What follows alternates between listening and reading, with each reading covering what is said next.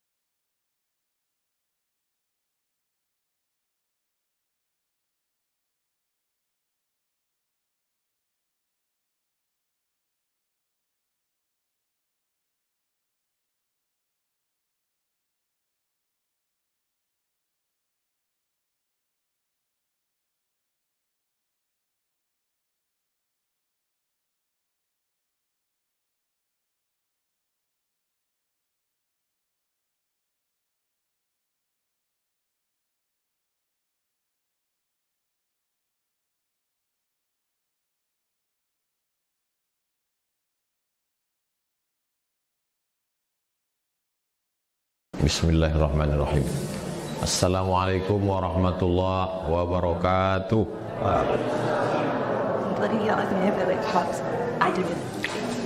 Semua amal yang baik kalau tidak dimulai dengan alhamdulillah, maka dia tidak dicatat oleh malaikat. Jadi sama seperti tanah yang tidak tercatat oleh PPAT. Mudah saya menjelaskan mencatat ini. Jadi gitulah, punya tanah tapi tak tercatat, jadi bisa diambil orang. Maka kalau mau setiap acara itu dicatat, maka diawali dengan alhamdulillah. Makanya apapun yang dapat, alhamdulillah.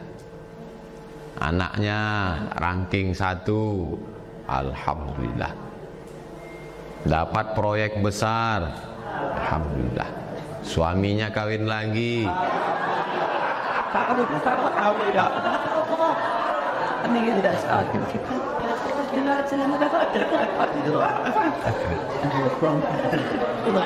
itu sekedar supaya ibu-ibu selalu waspada, karena ceramah saya ini banyak jebakan Batman-nya. Jadi itu jurus pertama. Ibu kalau anaknya dipuji orang di Facebook, misalnya posting gambar anak, terus dipuji orang, anaknya cantik ya. Terus ibu bilang, iya, itu anak itu bisa kena penyakit ain. Penyakit ain itu dari ain artinya mata. Nur aini, cahaya mata. Ain artinya mata. Makanya kalau dipuji orang, ucapkan alhamdulillah dengan menyebut nama Allah, penyakit ainnya batal. Kenapa disebut ain itu penyakit ain itu dari mata? Karena begitu orang melihat anaknya lucu, imut-imut, muncul hasad dengkinya. Ini orang suaminya hitam, bininya jelek, kok anaknya cantik gitu kan?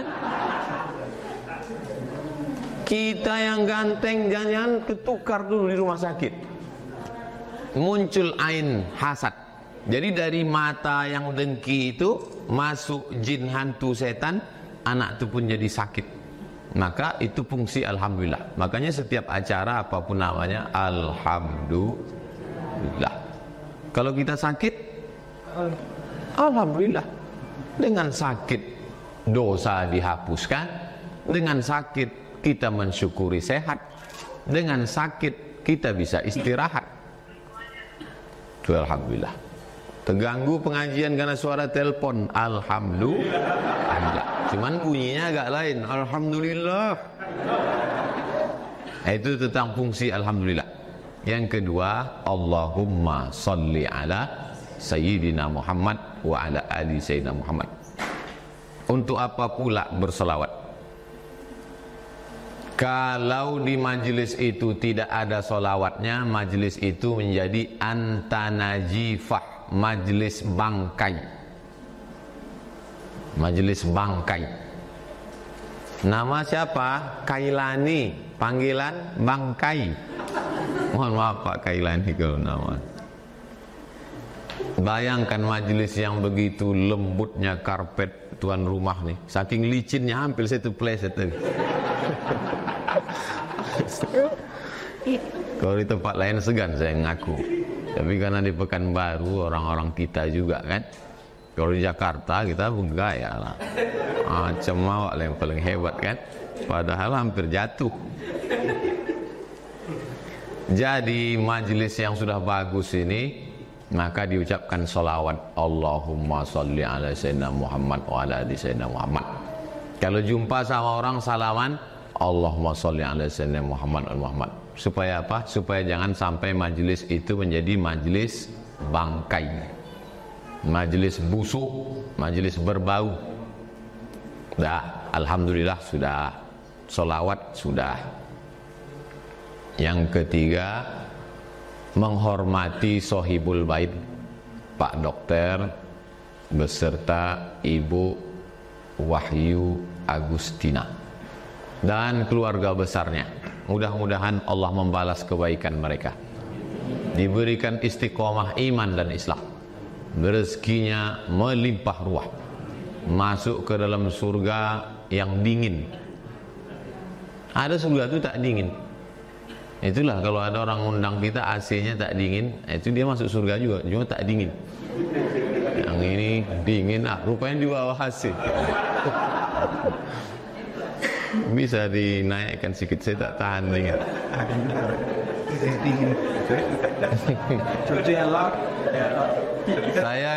Saya kalau acara diundang orang di hotel-hotel itu, saya matikan AC. Saya tak tahan. Lama saya tanya, kenapa saya tak tahan AC? Banyak mereka ngasih alasan. Mungkin karena Ustadz nggak terbiasa. Cuman bahasa mereka itu lembut. Padahal dalam hatinya Ustadz orang kampung. Alasan yang logis. Ada satu orang ngasih alasan yang logis. Kenapa saya tak tahan AC? Kata dia, Ustadz kulitnya tipis. Oh, kurus maksudnya. Jadi angin itu langsung ke tulang. Laisa minna man lam yahram shaghirana wa lam ya'rif syarafa kabirina. Siapa yang tak hormat sama yang tua, tak sayang sama yang muda, itu bukan umat Muhammad sallallahu alaihi wasallam. Itu maka tadi saya sebutkan Sahibul Bait kita hormati. Adik-adik saya yang muda-muda nih saya sayangi. Dah, alhamdulillah sudah salawat, sudah menghormati Sahibul Bait, sudah. Yang keempat, saya ceramah memang begitu biasa. Di mana-mana pakai poin-poin. Poin-poin. Itu tujuan poin itu, saya kan dosen, walaupun mantan. Jadi dosen itu biasa itu biar supaya mahasiswa itu terlatih. Jadi tidak kemana-mana cara berpikirnya. Selalu saya pakai gitu, pakai poin. Saya semua pakai poin. Ceramah pakai poin, khutbah Jumat pakai poin. SMS pun pakai poin. Pakai poin. Tujuannya supaya masyarakat itu terstruktur cara berpikirnya, tak ngalor ngidul kemana-mana. Yang kedua, kalau ada intel ikut pengajian, udah dia ngasih laporan ke atasan. Kalau sampai dia salah lapor kan Pak ya?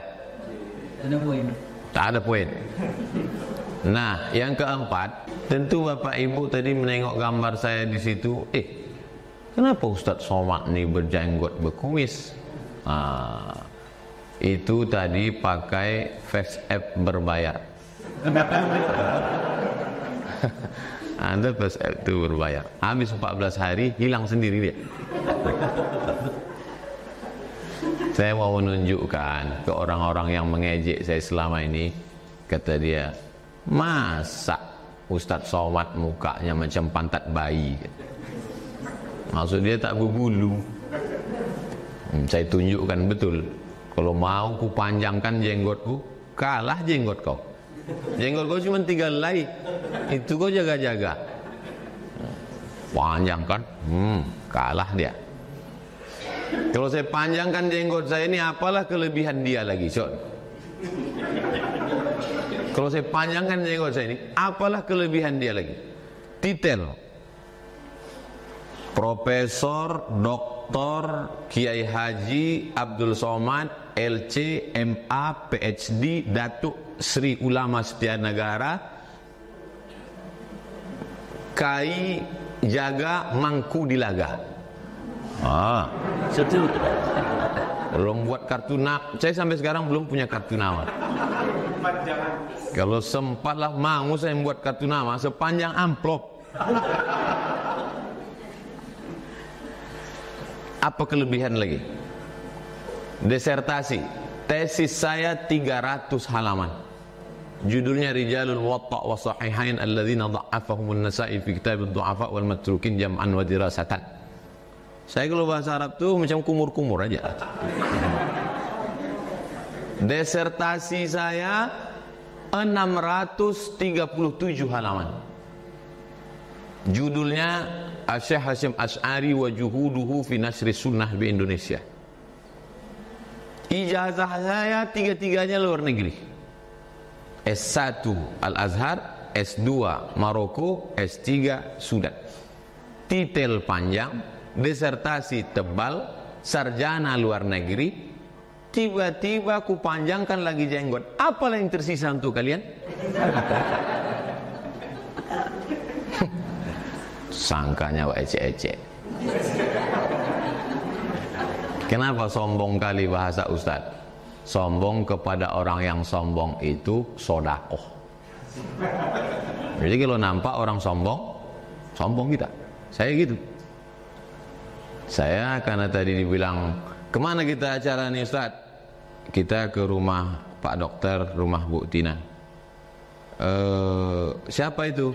Pegawai PPAT dengan notaris. Kalau gitu saya numpang mobil Ustaz aja ya. Nah, itu. Karena saya tahu orang PPAT ini tak sombong. Maka saya numpang mobil beliau. Tapi kalau kemana kita ini? Ke tempat orang-orang sombong, kita pakai mobil kita. Jadi sangka orang itu jangan kita tak punya mobil kan? Sombong. Dulu ada orang ngasih tahu ke saya. Kata dia, masa Ustadz pakai mobil ini? Tak usah sebut merek kan, nanti laris pula mobil itu. Soalnya apa yang saya sebutkan ini biasanya viral. Udahlah awak tak dapat royalti, dia untung. Dan saya bilang, Ustadz masa pakai mobil ini? Ini saya kasih mobil ini, katanya.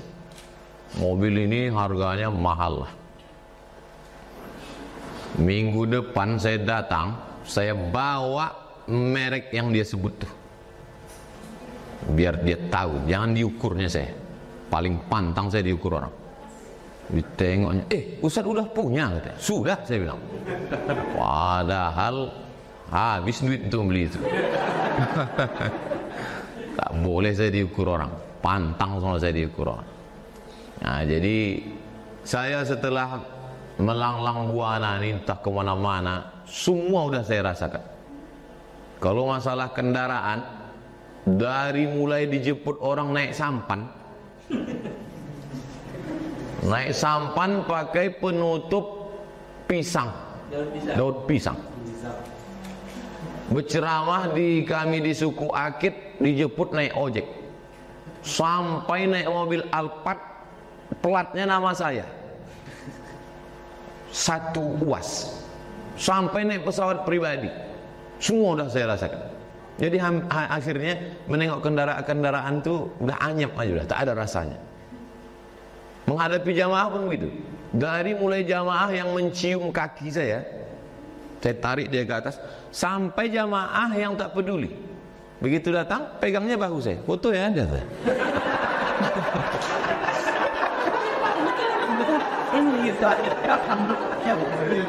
Sampai jamaah yang mencaci maki yang di internet tuh. Jadi saya udah datar aja udah dunia, rata aja udah.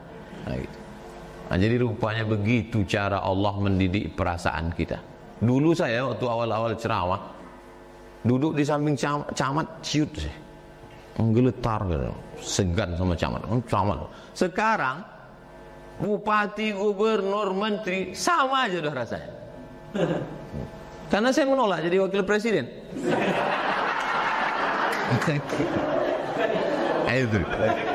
Jadi begitu cara Allah memainkan perasaan kita. Jadi setelah saya renung-renung, oh begitu hidup itu ternyata.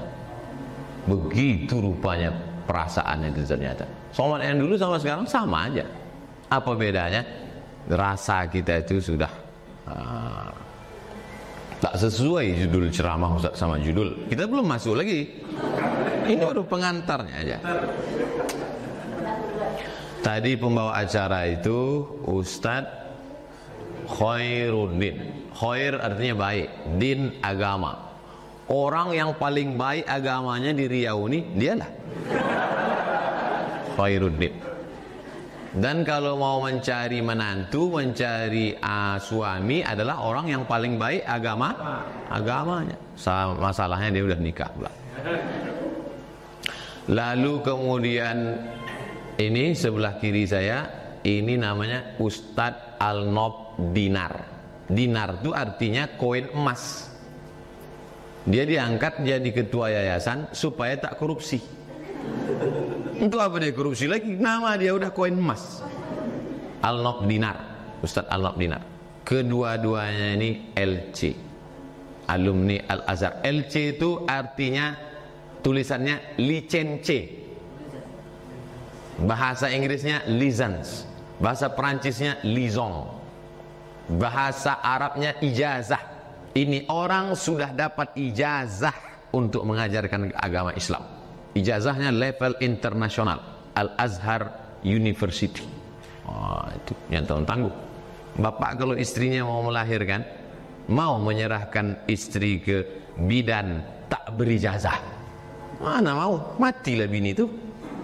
Diserahkan ke bidan berijazah, itu maka dikasih LC.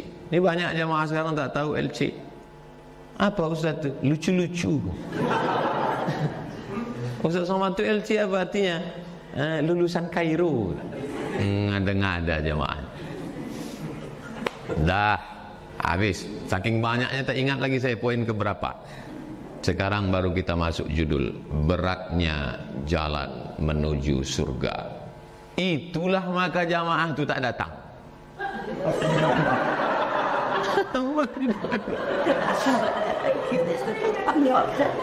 Sebetulnya orang PPAT ini banyak udah mau datang, notaris-notaris nih.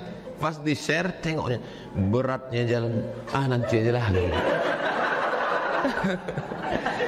Makanya kata Nabi, basyiru, berikanlah kabar gembira. La tunafiru, jangan buat orang lari. Yassiru, berikanlah kemudahan. Wala tu'assiru, jangan persulit. Makanya ketika ada sahabat bertanya, ya Rasulullah, kalau aku ikut jihad, aku masuk surga tak? Langsung kau masuk surga, kata Nabi. Coba seandainya waktu itu sahabat itu nanya, Rasulullah, kalau aku jihad masuk surga enggak? Lalu dijawab Nabi pakai ini, beratnya jalan menuju surga. Kata sahabat, tak jadilah, kata. Makanya saya termasuk. Coba tengok komen-komen di YouTube tuh. Kenapa jamaah tuh senang ceramah saya? Karena simple, ringan, mudah dipahami. Saya baca komen-komen itu, jangan saya kata baca. Mudah kami pahami ceramah Ustadz. Yang ribet, yang jelimet, yang susah payah itu mudah kami pahami. Kami ini kan emak-emak susah paham Pak Ustadz. Gitu. Memang logika emak-emak ini susah dipahami. Sain kanan belok kiri. Bapak Ibu yang dimuliakan Allah Subhanahu wa taala. Jadi masuk surga ini mudah. Man shalla isnatai asyarata raka'ah. Siapa yang salat 12 rakaat fil yaumi wal lailah, sehari semalam, bunyalahu bihinna baitun fil jannah, dibangunkan untuknya satu tempat di surga. 12 rakaat. 2 rakaat sebelum subuh, 4 rakaat sebelum zuhur, 2 rakaat setelah maghrib, 2 rakaat setelah isya. Kok kurang? Biasa. 2 rakaat. Saya sebetulnya ngetes saja. 2 rakaat sebelum subuh, 4 rakaat sebelum zuhur, 2 rakaat setelah zuhur, 2 rakaat setelah maghrib, 2 rakaat setelah isya. Bukan payah, masuk surga. Man bana masjidan, siapa yang bangun masjid, banallah mislahu baitan fil jannah. Siapa yang bangun masjid, dibangunkan satu tempat dalam surga. Mudah. Cuman yang sulit itu bagi orang yang malas dan orang yang pelit. Saya Pak Ustadz malas sholat sunat, tapi dermawan. Masuk surga lewat pintu bangun masjid. Saya Pak Ustadz untuk menggerakkan badan sholat sunat ini mudah, cuma mengeluarkan duit payah. Masuk surga dan lewat pintu sholat sunat. Kan? Langsung masuk surga ibu gitu. Jadi ada 2 jalan dikasih. Kalau kau malas bergerak badan, tapi ringan mengeluarkan duit, masuk surga lewat pintu ini. Aku Pak Ustadz, sholat sunat tarawih, sholat duha, sholat sunat tahajud, tapi mengeluarkan duit dari dompet nih 3 resletingnya.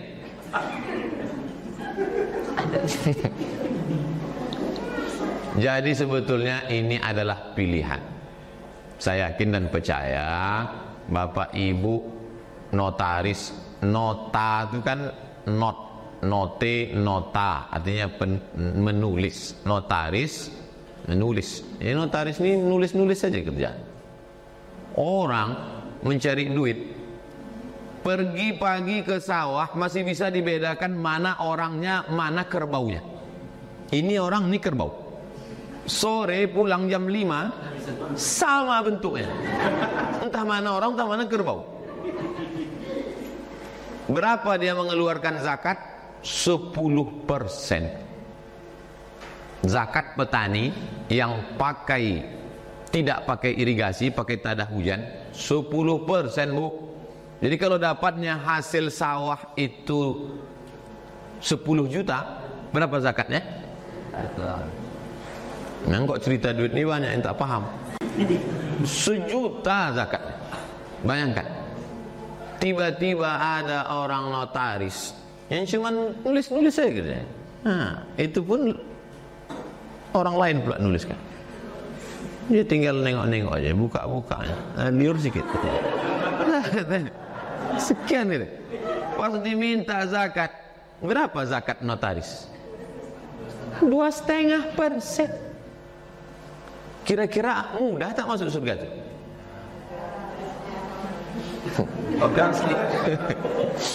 Bisa pula orang bertanam padi di sawah, kepala jadi kaki, kaki jadi kepala, tunggang langgang lintang pukang, betungkus lumus, pergi pagi pulang petang, peras keringat banting pulang, 10% zakat. Bayangkan itu. Tiba-tiba akte notaris. Makanya untung petani itu tak pandai ceramah. Kalau pandai dia ceramah, berceramah dia, judulnya betapa tak adilnya Tuhan. Jadi ada orang di Pekanbaru nih. Ada orang di Pekanbaru ini jumpa saya dulu. Saya tanya, Pak, zakat Bapak berapa? Zakat saya Ustadz Abdul Somad 1 bulan 300 juta katanya. Terus saya tengok, gimana cara Bapak ngitungnya? Gini. Oh, salah ini saya bilang. Dibayarnya zakat 10%. Ini hitungannya tak betul. Kenapa Bapak bayar zakat 10%? Bapak bayar zakat 2,5%. Itulah jawaban dia ceramah saya tadi. Jadi ceramah saya ini pun saya copy paste dari dia itu. Kata dia, masa petani yang di sawah zakatnya 10%, saya di ruang ber-AC kok cuman 2,5%. Maka saya malu masuk surga nanti ketemu dengan petani itu Pak Ustaz. Maka saya bayar 10%, kata dia. Saya mesti macam petani itu. Cuma masalahnya orang begini tak banyak. Selama saya ceramah 12 tahun di Pekanbaru, dia itu sendirilah. Tak banyak. Makhluk-makhluk begini ini mesti dibudidayakan. Bisa pakai hidroponik, yang tanpa tanah, pakai air aja, bisa juga langsung ke tanah. Makhluk-makhluk yang begini ini sudah asing sekarang. Macam Jurassic Park. Sudah jadi dinosaurus. Aneh. Oleh sebab itu saya bangga. Tadi ungkapan kata sambutan dari Ibu Tina. Ada seperti kalau saya menangkap ya, mungkin Bapak Ibu lain cara menangkap. Yang saya tangkap beliau seolah-olah ingin mengatakan ke saya, mohon maaf jamaahnya enggak banyak. Ibu ada menangkap gitu tadi? Iya. Ada. Nah, salah. Ustadz sebenarnya ini banyak undangan cuman saya pribadi tak pernah melihat, bagi saya 100.000 orang di Gelora Bandung Lautan Api, bagi saya udah sama aja udah setelah sekeliling-keliling. Karena tiap hari saya ceramah, memang saya berdua aja sama kamera, tak ada orang. Hai jamaah dimanapun berada gitu saya. Berdua. Jadi bagi saya ini udah ramai. Itu. Jadi akan datang kalau ada di mana-mana orang, oh nggak enak lah undang sama itu mesti ramah, saya sudah tidak di level itu lagi. Berapapun orang, bagi saya sisa hidup saya ini saya anggap ini bonus dari Allah SWT. Tadi malam saya menjenguk kawan saya satu kelas di IAIN Susko. Tahu Bapak Ibu IAIN Susko? Sekarang sudah berubah menjadi UIN Suska. Dulu namanya IAIN Susko. Saya kuliah di sana 96 sebelum ke Mesir. Sekelas dengan saya. Meninggal dia tadi malam. Lama saya menung, kenapa tak aku yang mati itu? Sampai tadi malam mau tidur begitu terngiang di pikiran saya, kenapa tak aku yang mati? Dia anaknya 3, bininya 1. Aku anakku 1, bini tak ada. Mestinya aku yang mati. Lama saya. 2 hari yang lalu orang Palembang sama-sama saya ke Mesir. Habis ceramah, dipijitnya kepalanya pakai minyak kayu putih, muntah-muntah, meninggal. Jadi 2 hari ini pukulan bertubi-tubi. Pukulan kiri, alumni Mesir, pukulan kanan, kawan sama-sama YN, mati. Kenapa bukan aku yang mati? Berarti masih ada lagi tugas. Saya menduga kenapa tak saya yang mati itu, karena tabung wakaf umat ini belum selesai. Dugaan saya, kalau siap tabung wakaf ini gul juga saya. Jadi saya menganggap hidup saya ini masih bergantung ke tabung wakaf. Karena saya sudah janji, saya janji ke tabung wakaf, kita akan masuk ke semua kantor-kantor di Pekanbaru, mengemis kita. Sama kita sekarang ini enggak, kita minta, kita datang. Apa mau mereka kita datang. Yang penting berdiri tabung wakaf umat ini, habis itu berdiri masjid, berdiri pesantren, berdiri SDIT, SMPIT, SMAIT, SD Tahfiz, SMP Tahfiz, SMA Tahfiz, sekolah anak yatim fakir tak mampu. Habis itu mau mati-matilah. Dan kita udah tanda tangan situ. Saya yang bertanda tangan di bawah ini Abdul Somad. Ini tidak hak milik, tak ada kait mengait dengan anak cucu saya. Ini lillahi ta'ala, akan kita balikkan kepada umat. Selesai. Kalau cerita masalah masuk surga, mudah. Salat sunat 12 rakaat sehari, masuk. Bangun masjid, masuk. Cuman kita tak mau masuk surga sendirian. Kita mau ada juga lah orang PPAT ini mau wakili agak 2-3 orang masuk jadi. Tak usah semua. Kan tak enak. Masa nonton bola sendirian? Nonton bola Real Madrid Barcelona sendirian. Masuk gol, nak gol kau gol lah. Tapi kalau nobar, nonton bareng, gol. Makanya enaknya masuk surga itu ramai-ramai. Kalau bahasa anak mudanya, nggak ada lo nggak rame. Alah Ustaz nih baru ceramah 2 kali ke Jakarta, udah pakai lulu pula.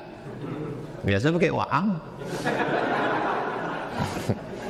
Jadi sebetulnya Bapak Ibu, itulah gunanya kami ini nanti masuk ke nanti kemarin IDI. IDI itu Ikatan Dokter, bukan Ikatan Dukun. Ikatan Dokter Indonesia. Cuman acaranya tidak live macam ini. Pakai apa istilahnya itu sekarang? Webinar. Webinar aplikasi Zoom dengan langsung begini sebetulnya sama pahalanya, sama-sama masuk surga. Cuman tengoklah tadi waktu kita dengan Idrus masuk surga cuman agak lama loading deh. Agak lama. Jadi nanti di surga itu kira-kira siapa yang lebih masuk surga? IDI atau PPAT? IDI jangan marah, bukan saya yang jawab. Ya, dua-dua kata Pak Dokter, dua-dua. Pak Dokter, beliau orang IDI. Pak Dokter. Istri beliau notaris. Jadi dua-duanya masuk ke dalam surga. Ada jamaah nih, Ustaz Somad. Nanti kalau di surga Ustaz tidak melihat kami, tolong cari kami. Jadi saya bilang, kok yakin kali masuk neraka? Kita mesti yakin masuk. Orang yang jamin Nabi kok. Man qala la ilaha illallah Muhammadur Rasulullah dakhalal jannah. Siapa yang mengucapkan la ilaha illallah Muhammadur Rasulullah masuk surga. Terus yang dicari pergi pagi pulang petang ini apa sebetulnya yang dicari nih Pak Ustadz? Manusia ini kan cuma 2, makan, pakai. Cuma 2 itu saja hidup nih, makan, pakai. Makan pagi, makan siang, makan malam. Dan sekarang banyak orang kaya tak makan lagi. Tak makan. Dikasih nasi tak bisa, nasi manis. Dikasih teh manis tak bisa, diabetes. Dikasih gulai kambing tak bisa, kolesterol. Akhirnya minum air putih, makan buah. Yang dicari itu pun tak bisa dimakan. Pakaian pun gitu juga. Pakaian paling banyak 3 lapis. Selapis di dalam, underwear. Selapis di luar, pakai jaket. Kalau ada sampai 4 lapis, itu bukan orang kaya, demam.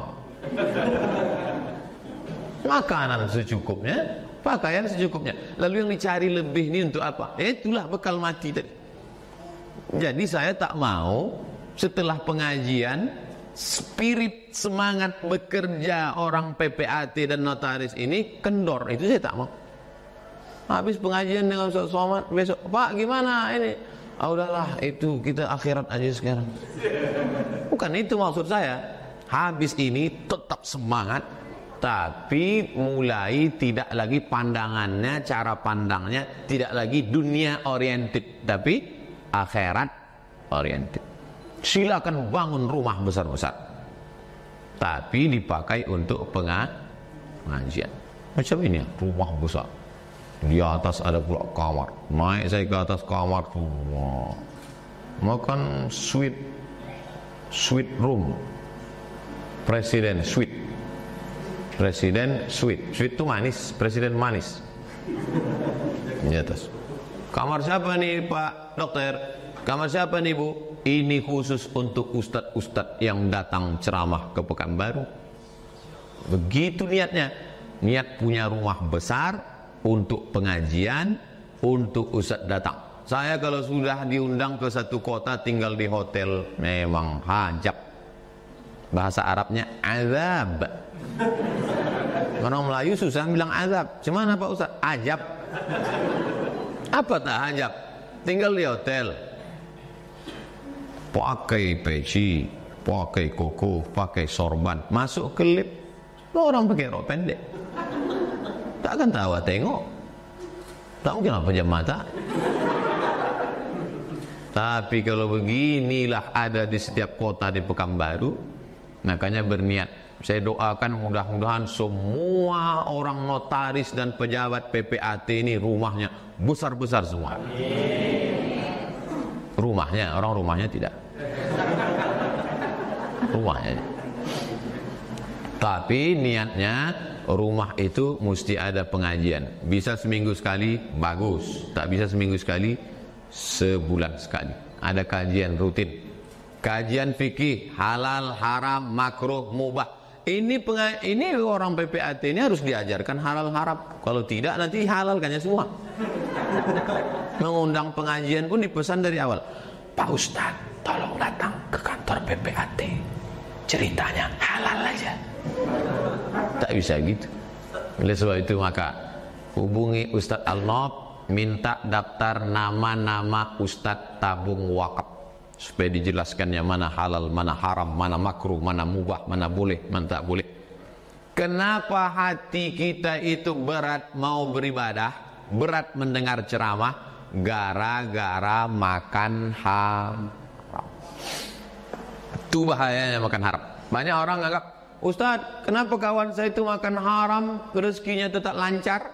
Kenapa dia makan haram, mobilnya tetap mewah? Kenapa dia makan haram? Bukan itu azab itu. Azab itu adalah gara-gara makan haram, hati tertutup. Khatamallahu ala qulubihim, hati tertutup. Wa ala sam'ihim, talingo tasumbe. Wa ala absarihim, mata tak nampak lagi jalan. Itulah azab di atas azab. Rumah besar, duit banyak, tapi mata tertutup, tak nampak fakir miskin. Telinga tersumbat, tak masuk pengajian. Sanggup pula ada orang di Pekanbaru nih mendengar azan kuat, di bawahnya perang panjang. Suruh muazin berhenti. Terganggu dia suara azan masuk ke telinga. Orang Islam. Tak boleh sebut nama masjidnya, menjaga kode etik. Saya tahunya waktu datang ke masjid itu, saya tanya, loh ini mikrofonnya kok toanya kok nggak ngarah ke sana? Kemarin Pak Ustadz datang, dia mengamuk bawa parang panjang. Kata dia terganggu dia mendengar azan. Bukan di tempat minoritas Islam, di Pekanbaru orang yang mayoritas ada makhluk begitu. Beberapa tahun yang lalu, sekarang tak sudah punah, wallahu a'lam. Bapak Ibu yang dimuliakan Allah Subhanahu wa taala. Jadi saya mulai jam 11, sekarang udah jam 11.45. Beratnya jalan menuju surga? Tak berat. Buktinya kita punya komunitas. Jadi banyak betul komunitasnya Pak Ustadz. Ada komunitas namanya tabung wakaf, habis itu komunitas Nusaibah.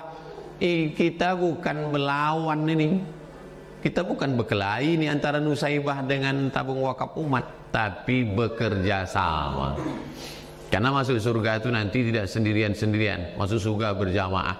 Wa ra'aitan nasa yadkhuluna fi dinillahi afwaja.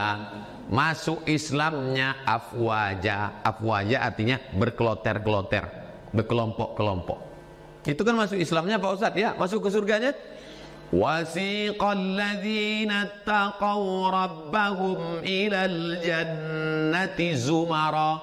Mereka masuk ke dalam surga zumara, berkelompok-kelompok. Kelompok yang pertama Nusaibah, masuk Nusaibah dulu karena tuan rumah.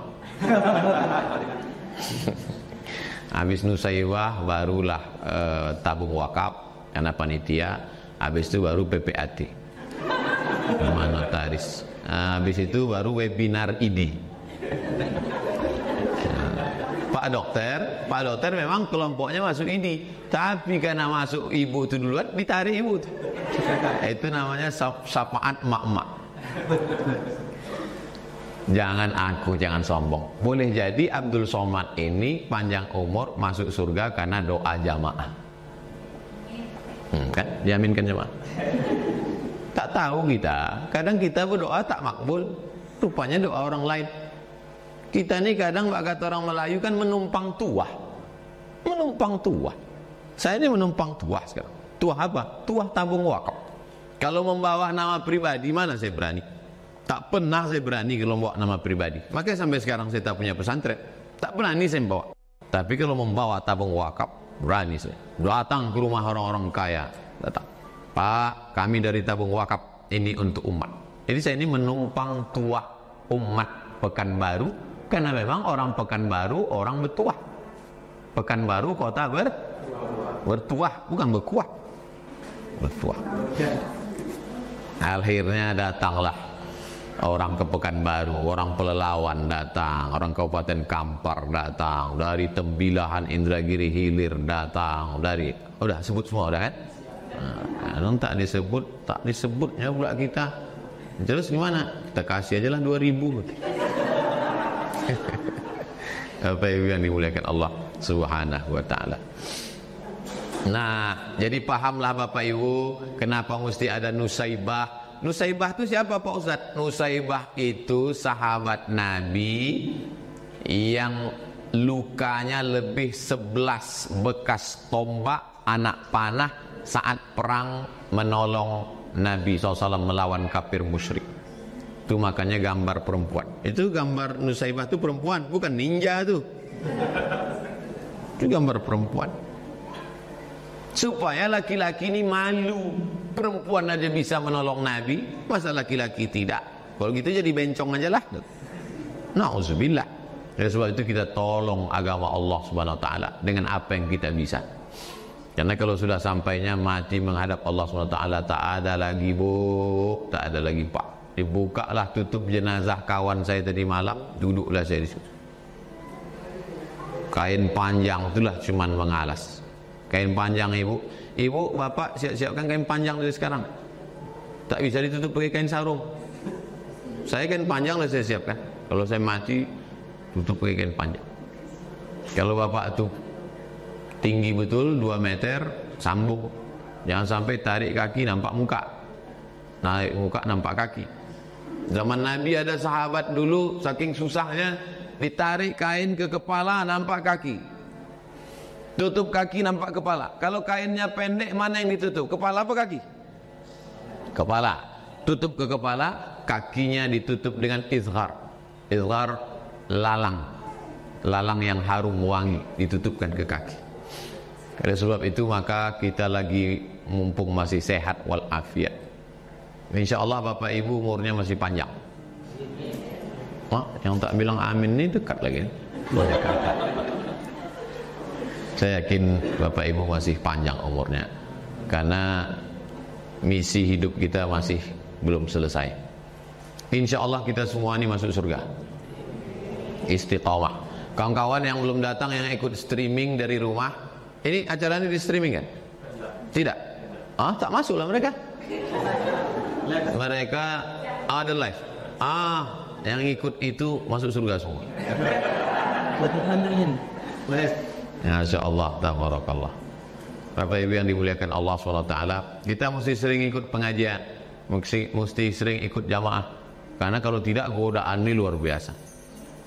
Hari ini selamat, besok belum tentu selamat. Pagi ini selamat, nanti malam belum tentu selamat. Beruntunglah ibu-ibu yang nama lakinya Pak Selamat. Oleh sebab itu maka cara menyelamatkan kita ini mesti berjamaah. Saya ikut merasa senang karena sudah ada jamaah PPAT, jamaah Nusaibah, jamaah notaris, jamaah tabung wakaf. Saya sendiri ustadz lintas jamaah, kemana saja masuk. Masuk ke ID, masuk ke tabung wakaf, masuk ke PPAT, masuk ke Masjid Muhammadiyah, masuk ke Nahdlatul Ulama, masuk sampai orang-orang heran. Apanya sebetulnya mazhab ustadz nih? Jangan-jangan mazhab joker nih gitu. Saya bilang selama dia masih asyhadu an la ilaha illallah wa asyhadu anna Muhammadar Rasulullah, ahlu sunnah wal jamaah, maka saya ikut di dalam. 50 menit sebagai pengantar dialog. Selebihnya kalau ada yang mau ditanyakan, saya jawab. Kalau tak ada yang ditanyakan, ya buat-buatlah pertanyaan. Bisa langsung maupun tertulis. Saya kembalikan ke moderator. Wassalamualaikum warahmatullahi wabarakatuh.